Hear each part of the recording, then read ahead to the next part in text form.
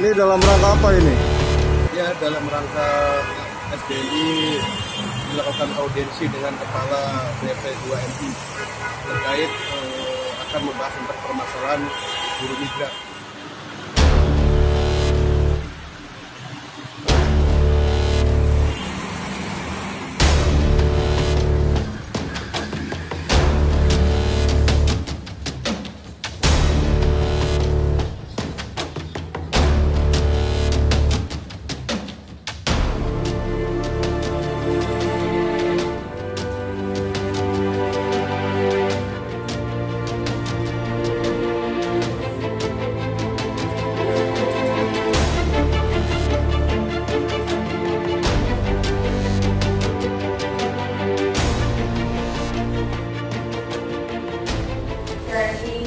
Tahun 2019. Nah, mungkin yang kemarin diajukan terkait kasus overcharge dari PT Latansa Lintas Internasional. Nah, ini kan sebenarnya kasus sudah dari 2018 dilaporkan ke BPP 4 DKI Cirebon. Namun di situ waktu itu di dalam surat yang dari P4 DKI ditujukan ke BPP DKI Bandung itu menyebutkan sudah terjadi pertemuan antara keluarga korban yang 16 PMI ini ada di negara tempatan itu sudah menyepakati bahwa permasalahan overcharge ini dari perwakilan 3 orang anggota keluarga itu menyepakati kasus ini sudah selesai. Nah, sedangkan pihak PMI sendiri itu tidak mengetahui kalau pihak keluarga itu diminta datang untuk melakukan penyelesaian seperti itu. Nah, kemudian kalau upaya kami terkait yang kasus overcharge PT Latansa ini mungkin saya akan menceritakan semuanya ya.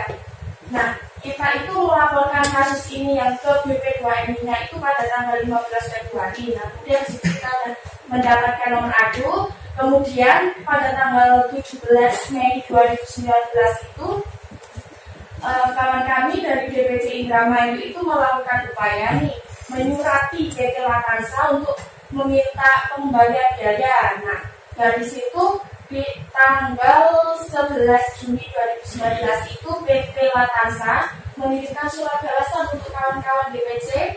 Nah, itu menyatakan di situ kasusnya sudah diselesaikan di P4 DKI Cirebon dan di dalam surat itu pihak PT menyatakan kasus ini sudah tidak bisa dibuka kembali.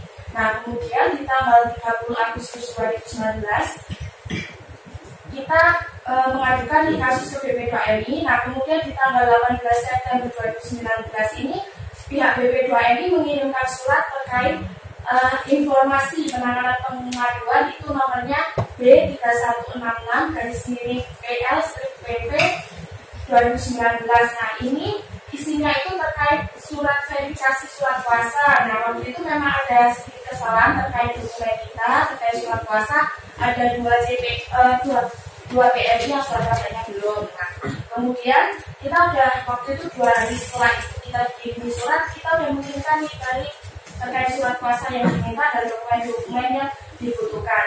Nah, kemudian di awal bulan Oktober ini kita diminta lagi nih sama salah satu staf BP2MI untuk melengkapi dokumen lagi. Nah, karena kita memang mengedepankan hak kawan-kawan, juga kita datang lagi nih bawa lagi surat plus dokumennya.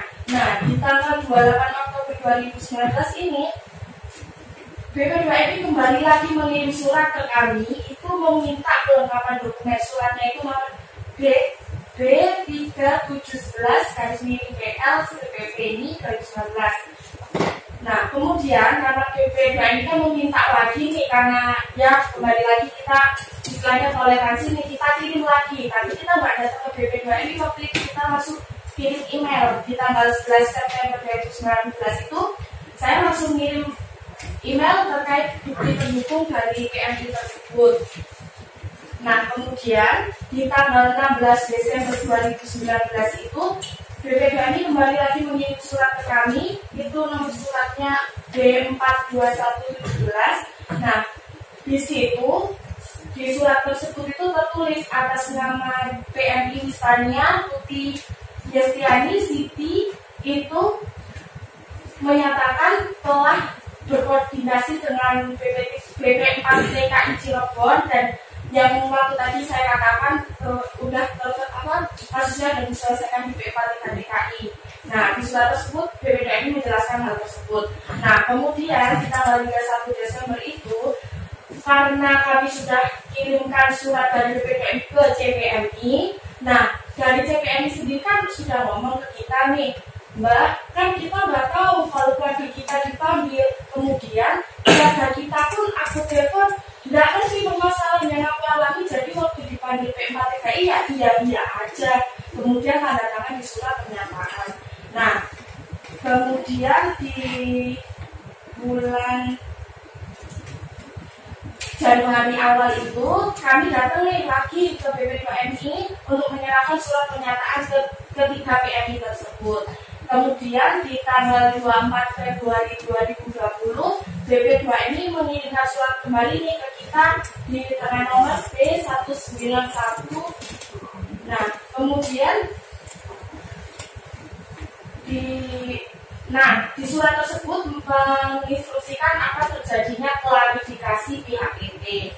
Nah, kemudian dari hal tersebut kan kita sudah istilahnya proses ini lama sekali, nggak ada kejelasan, kemudian dikit-dikit minta dokumen, sedangkan kalau kita lacak jejak digital kita di email pun sudah ada, kita hampir ngirim itu sampai 3 kali tentang terkait dokumen saja. Terus kemudian kita juga sering datang untuk menanyakan perkembangan kasus ini gimana. Nah, selalu dari pihak BPDMI mengatakan ini sedang proses, Mbak, nanti kita infokan. Nah, sekarang ini kasus ya.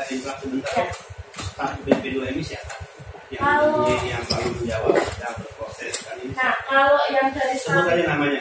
Ya, kalau dari staf BPDMI kan yang pertama itu call center. Yang kedua waktu itu terkait kasus ini saya bertemu langsung sama Pak Usman. Ya.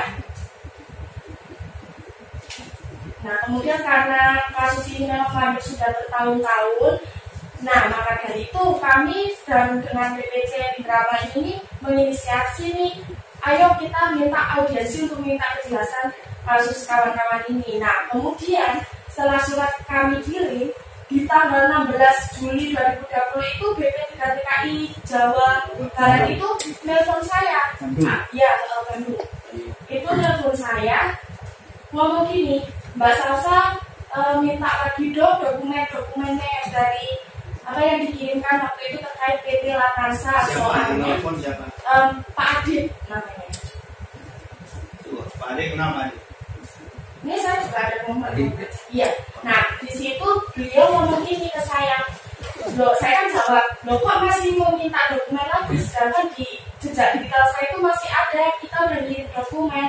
Mohon maaf nih Mbak, kami juga belum melakukan analisis kasusnya, jadi mohon kirimkan ulang. Itu omongan dari Pak Adil. Jadi dari itu kita ya kirim lagi lah dokumen tersebut.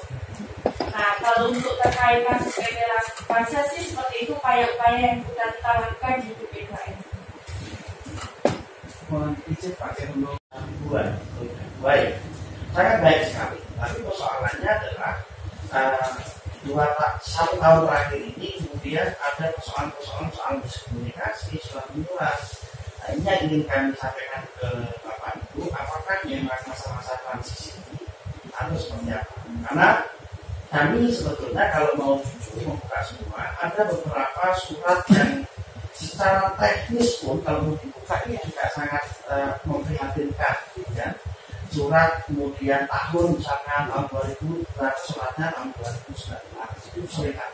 Kemudian ada yang kemudian pengaduan yang setahun kemarin tahun 2019 baru dijawab tahun 2020. Padahal pada proses itu teman-teman di advokasi sering datang ke call center hampir setiap hari, tapi jawabannya adalah belum ada proses dan sebagainya.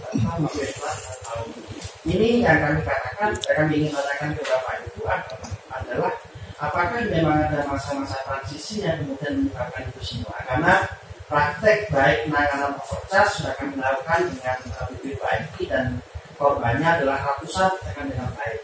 Tapi dengan apa ini kemudian prosesnya tidak merujuk pada yang penanganan di BPDMI, lebih banyak klarifikasi dan lain sebagainya.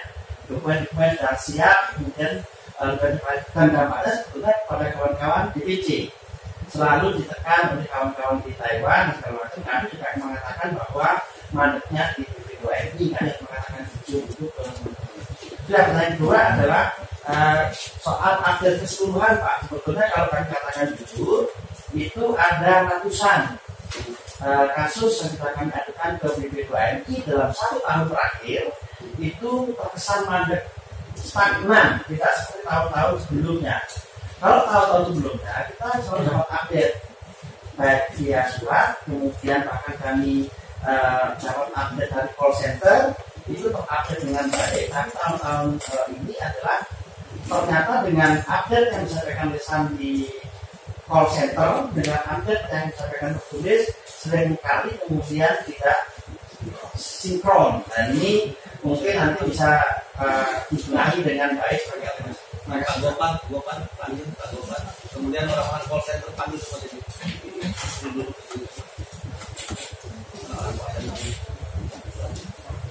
Mekanisme penyelesaian khusus yang di sektor ABK itu seperti apa? Karena ketika ditangani di PP2MI di Center lebih cenderung kemudian diserahkan kepada pengacara yang ditunjuk di PP2MI. Dan kami, apakah kemudian pengacara itu yang di PP2MI berhak menerima surat kuasa atau tidak?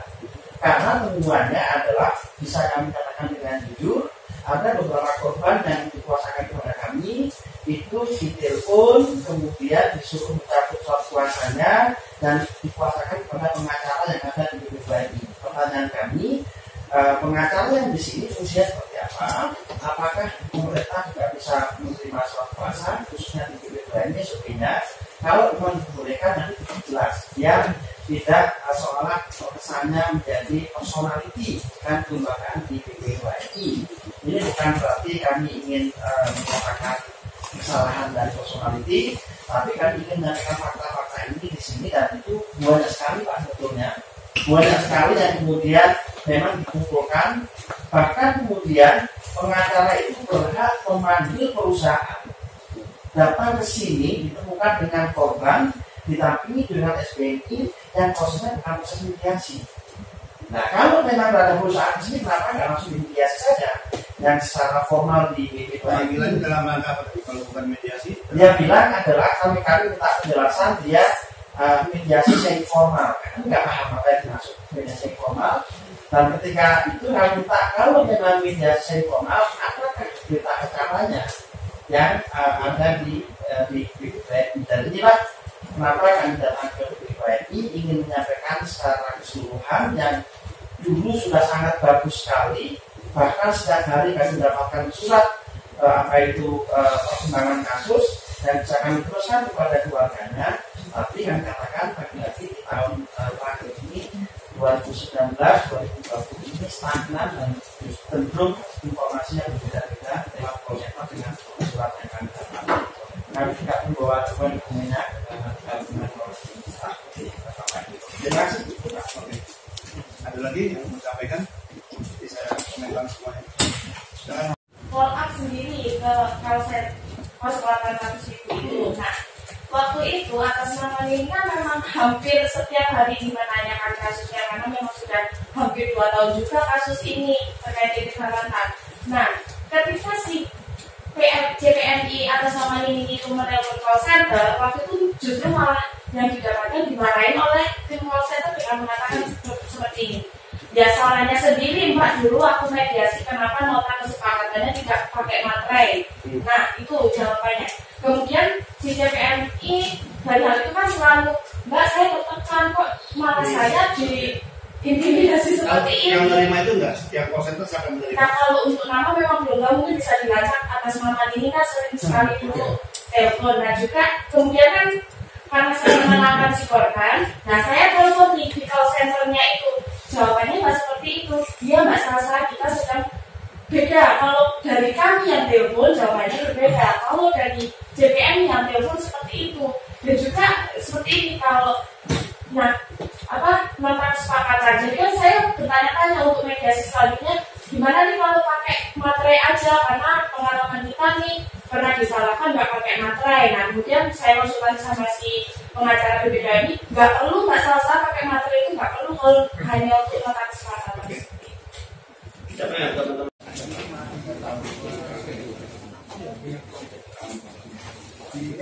Oh iya, gimana? Ini ada makanan. Oh iya. Harus ada. Gimana tuh?